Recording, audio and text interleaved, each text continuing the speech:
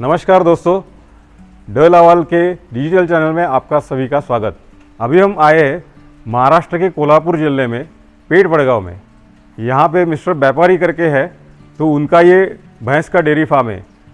अभी परसों ही उन्होंने 7 मुर्रा भैंसें लाई है और यहाँ पे हम लोग डल अवाल का मिल्किंग मशीन इंस्टॉल करने वाले हैं।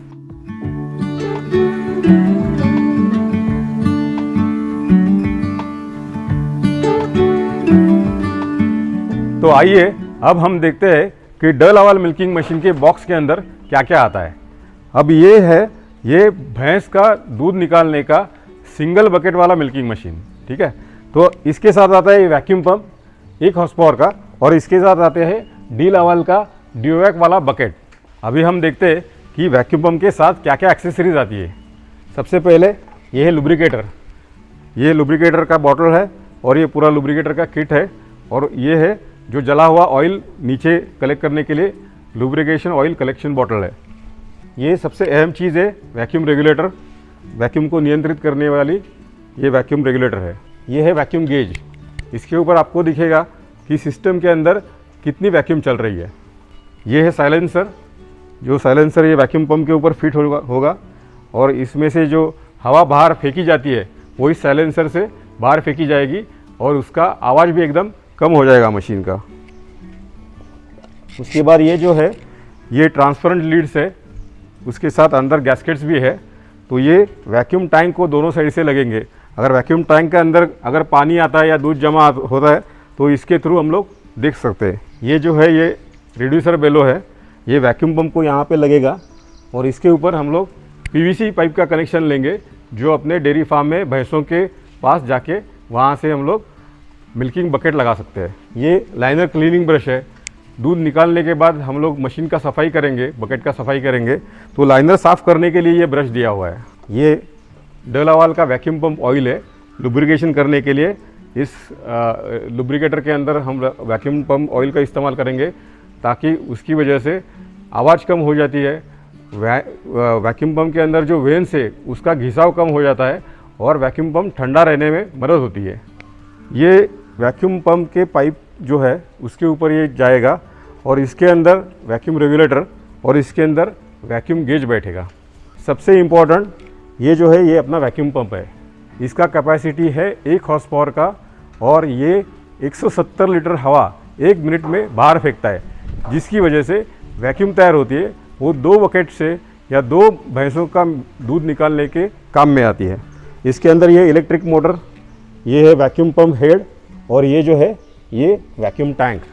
इस मिल्किंग मशीन के वैक्यूम पंप के साथ जो इलेक्ट्रिक मोटर आता है उसमें हमने ये इलेक्ट्रिक का केबल लगाया है, जिसके अंदर 15 एम्पियर का ये 3 पिन टॉप है।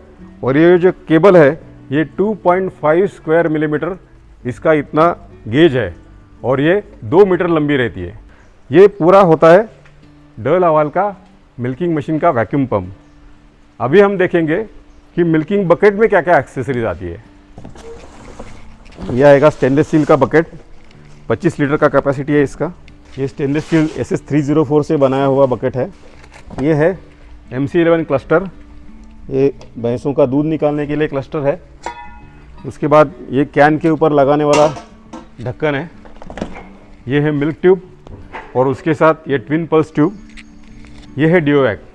इसका काम है शुरुआत में जब तक भैंस ने पाना नहीं छोड़ा है तब तक लो वैक्यूम और लो मसाज के ऊपर उसको पहले मसाजिंग करते हैं और उसके बाद जब ये भैंस पाना छोड़ती है, दूध छोड़ती है, तभी ऑटोमेटिकली वो normal level milking and pulsation पे शिफ्ट होता है। उसकी वजह से भैंस का दूध निकालना आसान हो जाता है, तो इसको बोलते हैं ड्यूवैक। उसके बाद है ये वैक्यूम होज। वैक्यूम होज को हाथ से आसान से लगाए, इसके लिए ये डंडी दी जाती है प्लास्टिक की और उसके साथ ये रबर का ट्यूब दिया जाता है। और ये है वैक्यूम टैप्स। ये मेटल के लीक प्रूफ टैप्स है और ये लाइफ टाइम चलते हैं, उसमें कोई प्रॉब्लम नहीं आती, कभी ख़राब नहीं होते। ऐसे ही तीन मेटलिक वैक्यूम टैप एक बकेट के साथ हम लोग देते हैं। उसके बाद ये है पल्सेटर। ये ड्यूवैक के साथ जुड़ता है। इसका काम है पल्सेशन करना।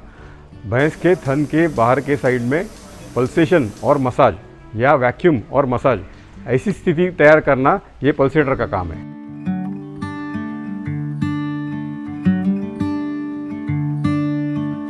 आपके पास डलावाल का जो भी वैक्यूम पंप आता है वो हम लोग क्वालिटी टेस्ट करते हैं और क्वालिटी टेस्ट पास होने के बाद ही आपको भेजा जाता है।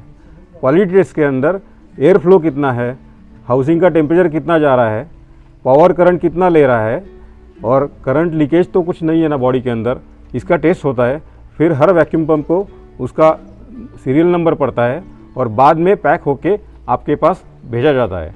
इसलिए हर एक वैक्यूम पंप टेस्ट करने के बाद ही आपको मिलता है। डलावाल के हर वैक्यूम पंप के साथ आपको ये इंस्ट्रक्शन मैनुअल मिलेगा, जिसके अंदर आपको इन्फॉर्मेशन मिलेगी क्लीन मिल्क प्रोडक्शन के लिए क्या क्या करना है, वो स्टेप्स दिए हुए हैं।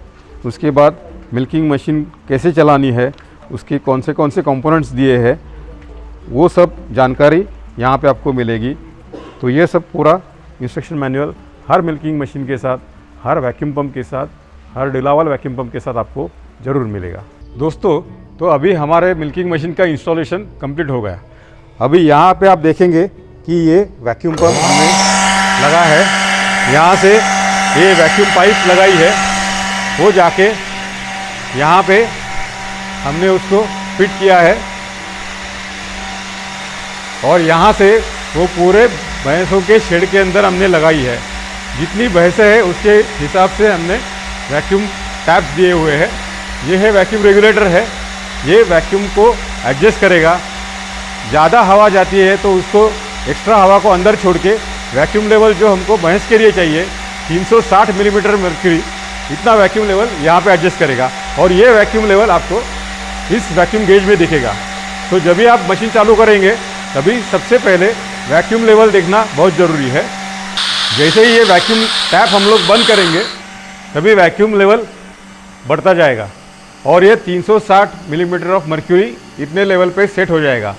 अभी आपका जो मिल्किंग मशीन है ये पूरी तरह से दूध निकालने के लिए तैयार हो गया। अभी हम क्या करेंगे, ये मिल्किंग बकेट का जो पाइप है उसको एक्सटेंशन पीस के जरिए यहाँ पे लगाएंगे, वैक्यूम टैप को लगाएंगे।